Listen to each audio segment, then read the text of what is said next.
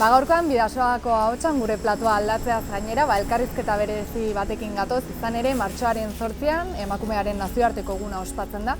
Eta horretarako gaiari ukitu berezi bat emateko gurekin Palmira dugu. Kaixo Palmira. Kaixo, arratsalde on Ainara. Elkarrizketarekin hasteko aurkeztu iguzu zure burua. Ni Palmira naiz, irundarra, emakume egitu bat eta 23 urte dauzkat. Eta nire bi objektibo da beti laguntzea eta ikastea denetatik eta denbora guztian jende guztiarekin. Martxoaren 8an emakumearen nazioarteko eguna ospatzen da eta ez dakit zuk egun honen ospakizuna beharrezkoa ikusten duzun. Bai, oso garrantzitsua da niretzat, zeren azkenean emakumeentzako egunerakotasun desberdintasun horiek borrokatzen dugu denbora guztian eta egun horretan guk emakumeak ateratzen gara, ateratzen gara kaletik eta denon artean bizipenak eta bakoitzak nola bizitzen du denbora guztian horrela desberdintasuna sentitzea, reibindikatzea eta hori guztia juntu, denak elkarrekin egiten dugu eta oso garrantzitsua da niretzat. Eta familia ijituen kasuan ez dakit zein den emakumeek duten rola edo garrantzia, nola deskribatuko zenuke? Dira el pilar fundamental, emakumeak familia ijituaren base bat da. Beraiek dira el motor del cambio. Aldaketa guztiak gure herrian, ijituaren herrian, dira berarengatik. Bera barazoren bat ikusten denean, berari akuitzen dugu eta berari galdetzen diogu eta bera dauka herramienta asko, bizipenaren bere amona, bere birramona asko ikasi du berarengatik. Eta ordun hori nabaritzen da eta indar hori aldatzeko gizartean ere beraiek ematen dute. Da la pieza fundamental. Eta ez dakit azken urteetan zehar, paper hau asko aldatu den, azken belaunaldietatik atzera egiten badugu aldaketa nabaria izan den. Bai, asko aldatu da, zeren, guk ja Euskal Herrian daramatzagu orain dela 600 urte iritsi gara hemen, eta azkenean aldaketak ikusi dira ijitu guztiak, ijituaren herria, eskoletan ikasi dute, eta hor erramienta asko ikasi dute, emakumeak enpoderatzeko, emakumeak beste libertate batzuk ikusteko, eta asko aldatu da. Gaur egun emakume ijituak dira super independiente, etortzen dira, beraien bizitza egiten dute, gizon bati ezer eskatu gabe. Eta hori, ahulduntzea aipatu duzu, ez dakit gizartean emakumeetaz hitz egiterakoan, gaur egun ahulduntzea aipatzen da, ez dakit emakume ijituen kasuan ere ahulduntze hori gertatu den. Bai, asko.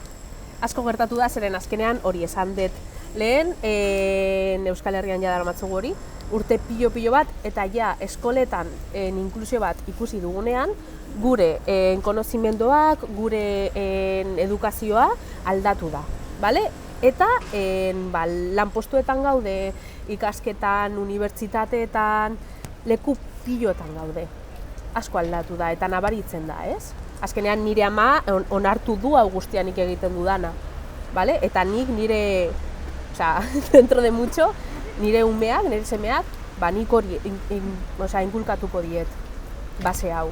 Azaltzen zenuena, ez? Askotan aurreritziak daude, ijituekiko aurreritzi asko daude, ez dakit zeintzuk oraindik gaur egun ere aurreritzi horiek mantentzen diren.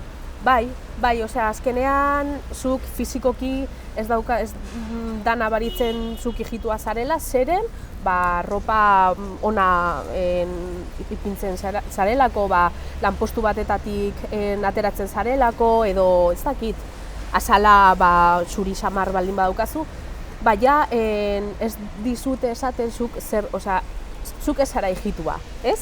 Eta zuk esaten duzu, ez, nik ijitua naiz, baina bakarrik estereotipo horiek ikusten dira aurreritzi horiek negatiboki beti, ez? Beti txaboletan bizitzen gara, beti en riesgo de exclusión social, lanposturik gabe, drogetan, eta bizitzen oso gaizki.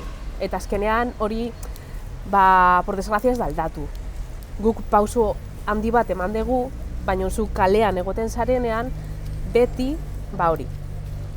Negatiboki, akizu hori dela egitua. Bai? Baina ja, formal ibiltzen baldin badu, ja ez da egitua. Orduan, ikuspen hori ez da lortu. Gure partez, eta denoren partez, azkenean gizartearen partez, puente bat egin behar dugu, gure partez eta zuen partez denak enkajatzeko hori.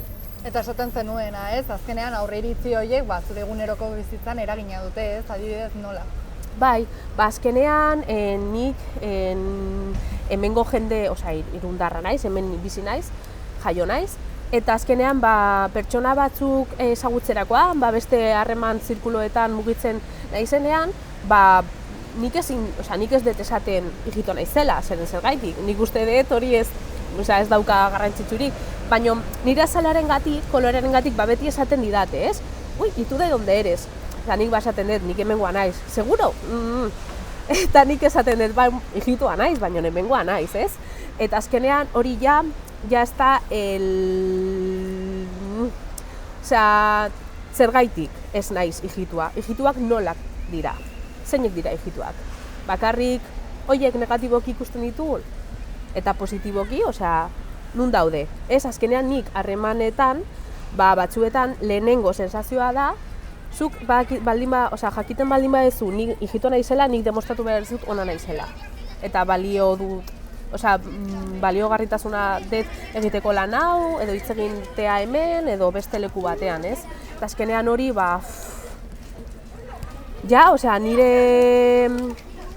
nire lagunak eta guzti dakit, ez? Azkenean, baino komplikatuena hori da.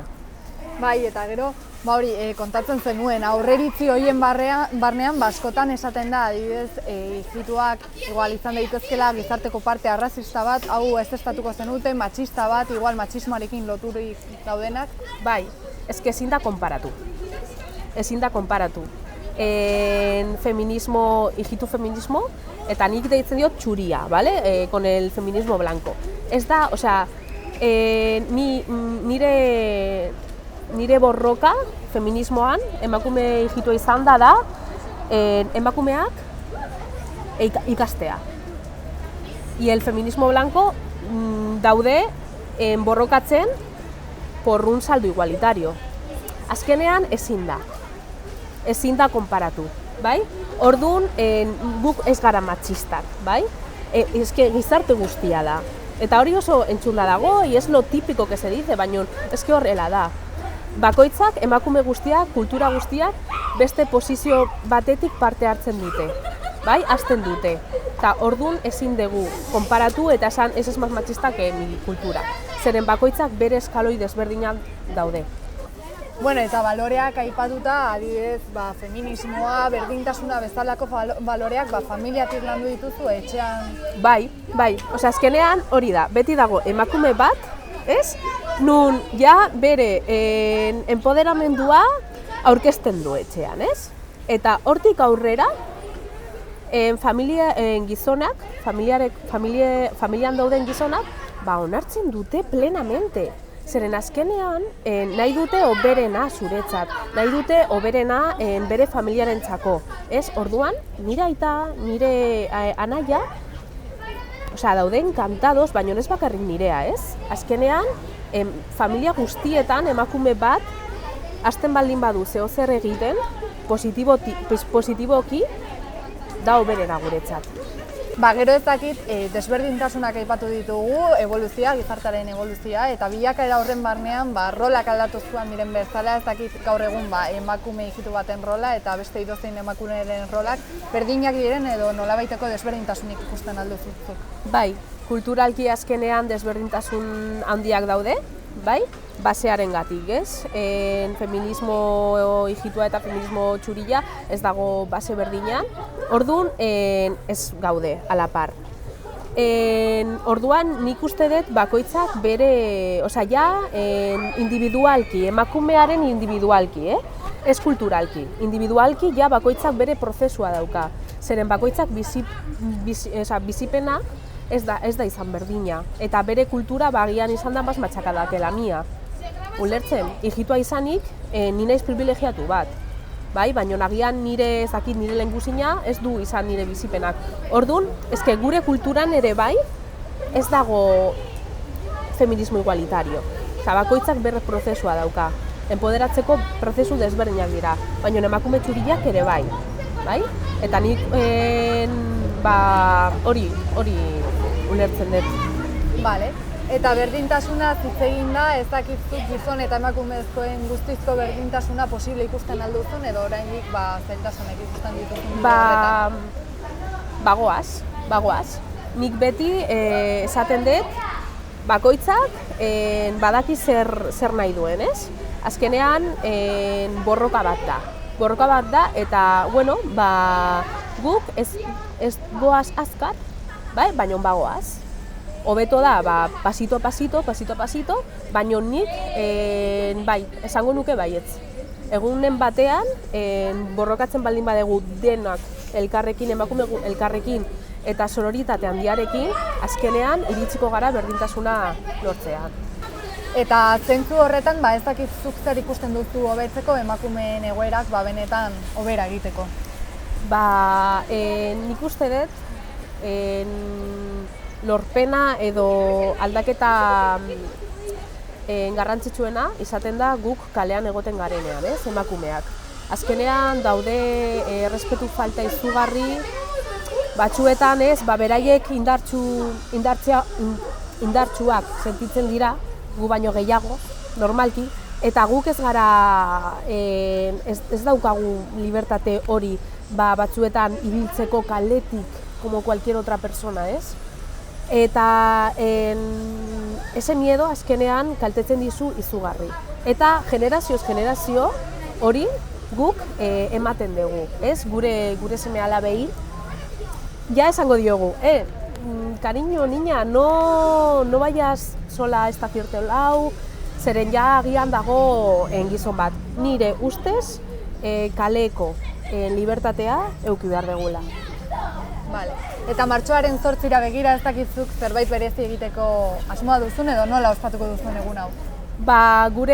Nire elkartea da Zinbromi Gipuzkoake, erromanez ez da emakume hijitu gipuzkoana, emakume hijitu hemen Gipuzkoan bizitzen direnak, eta egiten ditugu gauz pilo bat, eta agian martxoaren 8an Deuston egongo gara ponentzia bat ematen.